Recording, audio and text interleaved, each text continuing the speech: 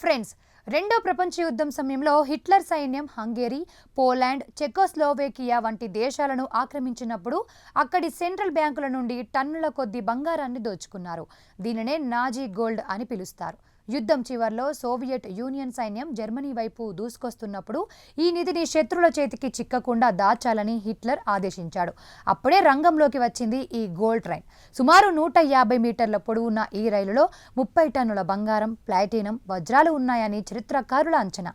నేటి లెక్కల ప్రకారం దీని విలువ కొన్ని లక్షల కోట్ల రూపాయలు ఉంటుంది. నాజీలు పోలాండ్లోని ఔల్ మౌంటైన్స్ కింద ఒక భారీ భూగర్భ నగరాన్ని నిర్మించారు. దీనినే ప్రాజెక్ట్ రేస్ అని పిలుస్తారు. కిలోమీటర్ల మేర విస్తరించి ఉన్న ఈ సొరంగాల్లో రైళ్లు వెళ్లడానికి పక్కాగా ట్రాకులు వేశారు. 1945 ఏప్రిల్లో జర్మనీలోని బ్రెస్లావ్ నగరం నుంచి బయలుదేరిన ఈ బంగారు రైలు వాల్ బ్రిడ్జ్ స్టేషన్కి చేరుకోవాలి. కానీ అది అక్కడికి వెళ్లలేదు. మధ్యలోనే ఒక రహస్య సొరంగంలోకి మళ్లించబడింది. నాజీలు ఆ రైలు లోపలికి వెళ్లగానే ఆ సొరంగం ద్వారాలను డైనమైట్లతో పేల్చివేసి ఆ నిధిని శాశ్వతంగా భూస్థాపితం చేశారని నమ్ముతారు.